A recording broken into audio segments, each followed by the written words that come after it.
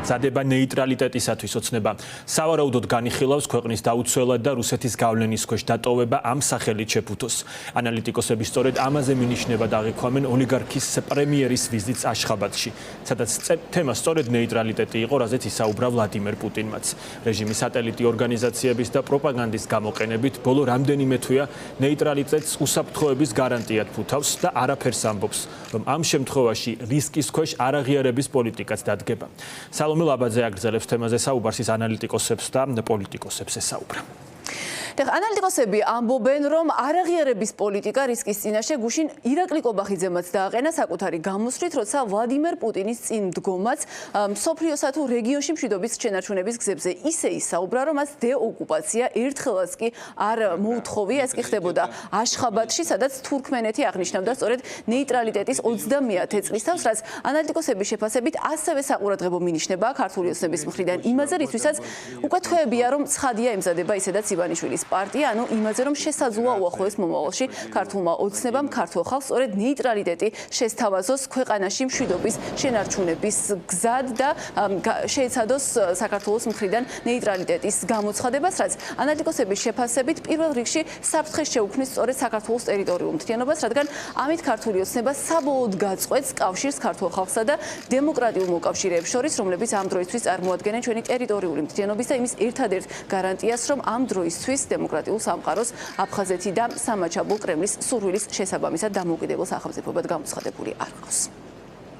თვითონ ნეიტრალიტეტის ფორუმში მონაწილეობის მინიშნებაც ის არის, რომ ქართული ოცნება მუშაობს ამ საკითხზე, ანუ ცდილობენ ამ იდეის შემოგდებას, ჯერ წარუმატებლად. პრობლემა ისაა, რომ თვითგამოცხადებული ნეიტრალიტეტი არ არსებობს და ჩვენ დაკარგული ტერიტორიებით ნეიტრალიტეტი ვერ ვიქნებით. მაშინ უნდა რუსეთს მივცეთ ეს ტერიტორიები, ან რუსეთმა უნდა დაგვიბრუნოს და ამას ძალიან ეცადენ წინ არჩევნებამდე რუსეთისთვის, რომ ნეიტრალიტეტი მიეყიდა ტერიტორიების ფასს და რუსეთმა უარი უთხრა აბსოლუტურად. არანაირად არაო. შესაბამისად ეს და ვერ განხორციელდა. მეორე თვითონ ოპტიკა და თვითონ დემონსტრაცია რა გზა ბრიუსელიდან აშხაბადამდე რა სწრაფად გაიარა ქართულმა. ესე იგი, თუმცა ბრიუსელში ყოფნა, იქაური დახმარებები, იქაური ჩვენი ხალხისთვის განათლება, ჯანდაცვა, მუშაობა, ეგ არ გვინდა. და თურქმენეთი გვინდა, ხო, აშხაბადი და ვოლსკის განცხადება ზევიდან, რომ ჩვენ ვიქავართო, სადაც ჩვენი ბედი წყდება. ჯერ ჩვენი ბედი თბილისში უნდა წყდებოდეს, აქედან უნდა დავიწყოთ, ყველაფერს შევხედოთ, მაგრამ მე თუ სადმე გვინდა ჩვენი ბედის განხილვა, ჩვენ პარტნიორებთან ნორმალურად და დალაგებული და მდიდარ ქვეყნებთან გავიაროთ, რა ჯანება გვინდა ამ რუსეთთან, რომელსაც უახლოესი მეგობრები სომხეთი და ყაზახეთი გაურბიან დღეს. და ჩვენ კიდევ ვეტენებთ. ბოლო პერიოდში ქართული ოცნების პროპაგანდა ძალიან აქტიურად ცდილობს ისეთი საქართველოსთვის სრულიად შეუთავსებელი და სახიფათო ცნებების გავრცელებას, როგორც არის მაგალითად ნეიტრალიტეტი. და ამ მხრივ თურქმენეთთან მათი ურთიერთობა, რა თქმა უნდა, მიანიშნებს იმ ნაბიჯებზე, რომელიც შეიძლება ოცნებისთვის იყოს სასურველი, მაგრამ სრულიად ეწინააღმდეგება საქართველოს ეროვნულ ინტერესებს, იმიტომ რომ ნეიტრალიტეტს ჭირდება სერიოზული მხარდაჭერა. იმ შემთხვევაში, თუ უფსკრული საქართველოსა და დასავლურ ქვეყნებს შორის გაღრმავდება, რა თქმა უნდა, არაღიარების პოლიტიკის შენარჩუნება იქნება ძალიან რთული, თუ არა შეუძლებელი და ქართული ოცნება მიაღწევს იმას, რომ საბოლოოდ ჩვენ მივიღებთ რუსული ეგრეთ წოდებული ფსევდოახალი რეალობის აღიარებას, როდესაც ჩვენ დავრჩებით ჩვენი რეგიონების გარეშე უკვე დე იურე. ბოლოს როდის გავიგეთ, რომ რუსეთის ოკუპანტია ან მოთხოვნა იმისათვის, რომ რუსეთმა დატოვოს ეს ოკუპირებული ტერიტორიები, შეასრულოს თავის მიერვე ხელმოწერილი შეთანხმება ცეცხლის შეწყვეტის შესახებ, რა ვიცი, მე აღარც მახსოვს ბოლოს. და ამ მიმართულებით ხო უაღრესად მნიშვნელოვანი იყო ჩვენი მეგობრების მხარდაჭერა, ძალისხმევა, ეს არაღიარების პოლიტიკა ძალიან დიდწილად, სწორედ აი მათ ძალისხმევითაც იყო ეფექტური. ამიტომ მე ვფიქრობ, რომ ის რაც ხდება და რაც ჩვენ ვნახეთ, ეს არ არის არც ერთი ქართველის ინტერესებში, ჩვენი ქვეყნის სტრატეგიული ინტერესების სრულიად საწინააღმდეგო ქმედება და ერთადერთი რასაც ეს ემსახურება, ეს არის ავტორიტარიზმის კონსოლიდაცია.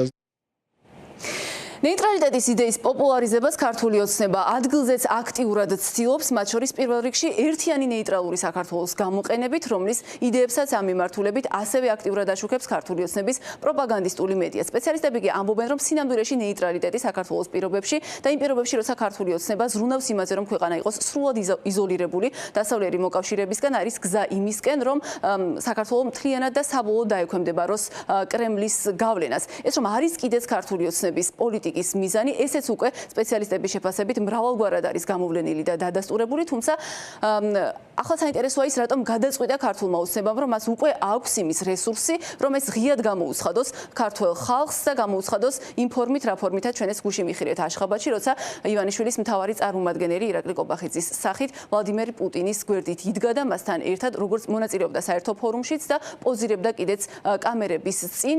პოლიტიკოსები და ანალიტიკოსები ამ შეკითხვის აპასუხოდ ამბობენ, რომ ის რეპრესიები, რომლებსაც ქართული ოცნება განსაკუთრებით ბოლო 1 წლის განმავლობაში მიმართავს საქართველოს მოქალაქეების წინააღმდეგ, ემსახურება სწორედ იმ მიზანს, რომ წინასწარვე შეძლოს მან ქართველი ხალხის საპროტესტო ხმის გაჩუმება და მარტივად მიაღწიოს იმ მიზანს, რაც გულისხმობს, როგორც უკვე გითხარით, კრემლის გავლენისთვის საქართველოს საბოლოო დაქვემდებარებას.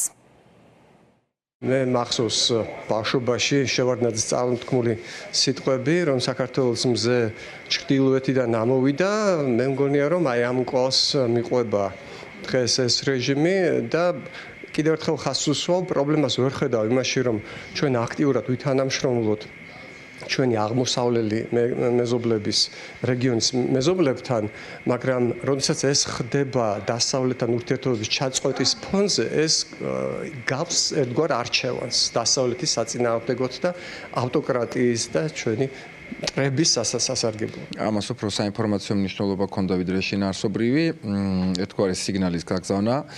ერთის მხრივ იმ თვალსაზრისით, რომ საზოგადოება შეეჩვიოს, რომ ჩვენი ქვეყნის და ჩვენი მტრის სახელმწიფოს უმაღლესი პირები ერთ სურათში არიან, ანუ ვიზუალურად შეჩვევა მოხდეს საზოგადოების და მეორე მხრივ ბუნებრივია ეს არის საინფორმაციო ესეთი პროპაგანდისტული მესიჯის გაგზავნა, რომ ნეიტრალიტეტი წარმოადგენს იმ საკითხს, რომელიც ადრე თუ გვიან დადგება ქართული პოლიტიკური ცხოვრების დღის წესრიგში. გავრილოვის დროინდელი მოვლენები და ახლა პუტინთან ეგრეთ წოდებული პრემიერის შეხვედრის ფენომენი ჩვენ ძალიან კარგად გვაჩვენებს რა გააკეთა ქართული ოცნების რეჟიმმა ამ 6 წლის განმავლობაში. ეს არის ავტოკრატიის ჩაცემენტება, პროტესტის მოკვლის მცდელობა, ადამიანების დაშინება, მოსყიდვა და გაჩუმება და შესაბამისად გათამამება შინაგანად და იმის ფიქრი, რომ ახლა უკვე პუტინთანაც დადგებიან საერთო კონფერენციაზე,